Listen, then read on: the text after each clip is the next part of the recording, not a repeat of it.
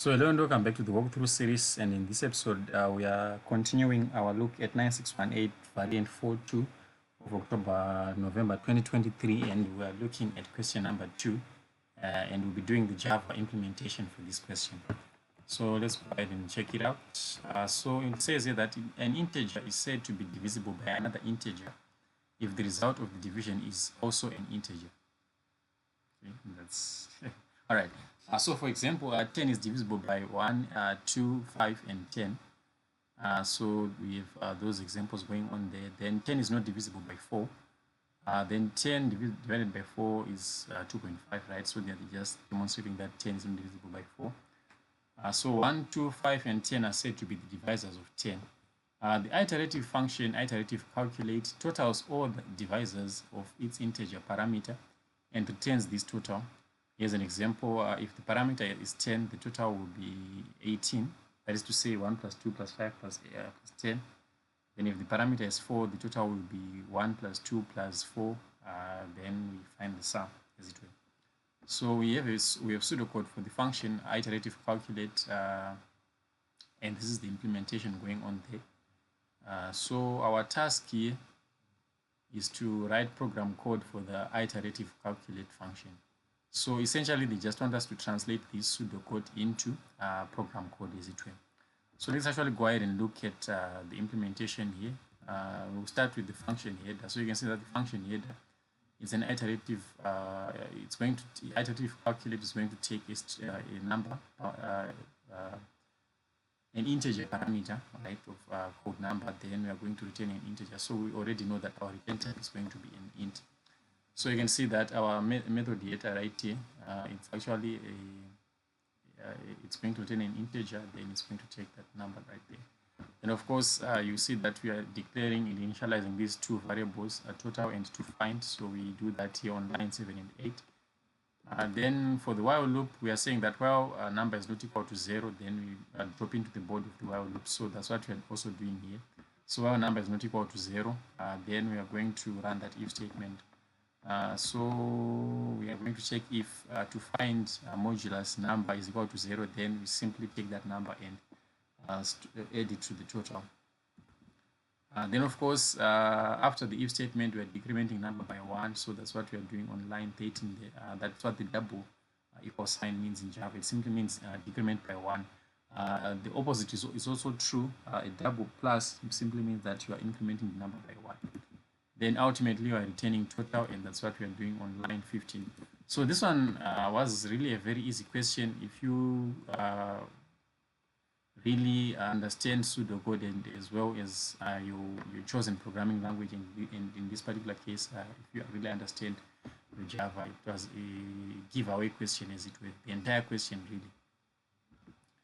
Right, so of course you'd go ahead and copy the code and paste it inside of the evidence document. Then moving on to B item, rather A item 2, we are to write program code to co-iterative calculate with 10 as the parameter and output the return value for 2 marks. So let's go ahead and look at that.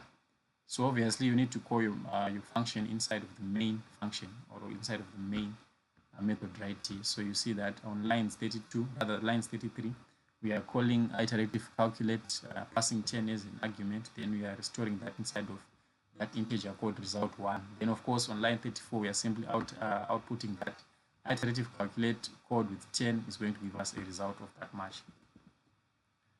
Then we are to test our program and take a screenshot of the output. So let me just come back to the code right here. So I'll just hit on the play button and we should get our output down there in the console. So you see that iterative calculate with a parameter of 10 is actually going to give us a value of 18, as it were. Then of course you need to take a screenshot of your code and paste it inside of the evidence document.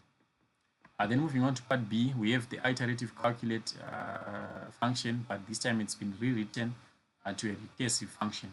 So our task here is to complete the recursive call for iterative, rather for recursive value, right? We have been given sort of like a bare bones or a skeleton, as it were. Then we are supposed to flesh it out, as it were. So let's go ahead and look at the explanation, rather at the implementation going on here. So with recursive functions, you need to remember that there's 2 conditions that you need for a function to recurse successfully. So the first thing that you need to have is called the base case, right? So you simply want to the base case is more like the exit condition, right? When would you want to stop? So the first thing that you're always going to do inside of a recursive function is to test for the base case. Is it so you want to stop when number is now equal to 0, in which case we simply return as 0, right? So that's the base case. Then the second thing is a way for you to work towards the base case, or is a way to work towards the exit exit way.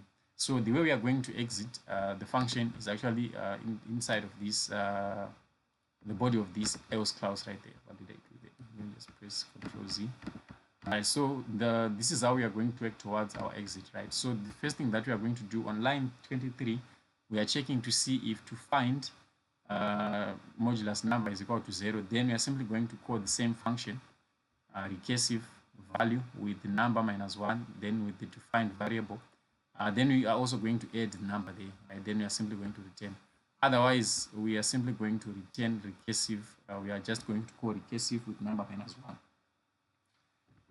So that's these are the two ways with which you can work out of your you can work towards the base case exit way. So remember, you have to test for the base case always. Then you need a way to work towards the base case in your recursive functions exit way. Then of course you'd go ahead and copy this code and paste it inside of the evidence document. Then moving on to part B, item 2, we are to call recursive value. What was I calling it? Was I calling it recursive value?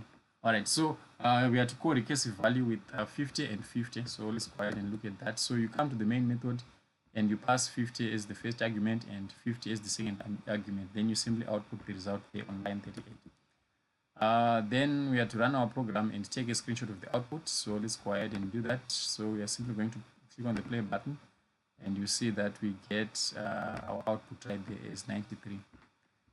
Then I think that's the end of it. Do we have anything else here? No, we don't. So yeah, that's just about it for this video. Hopefully you learned something. I would encourage you to follow through with the videos. Don't just watch the videos, but also type out the code and test it for yourself so that it really sticks. So yeah, that's just about it for this video. I'll see you in the next one.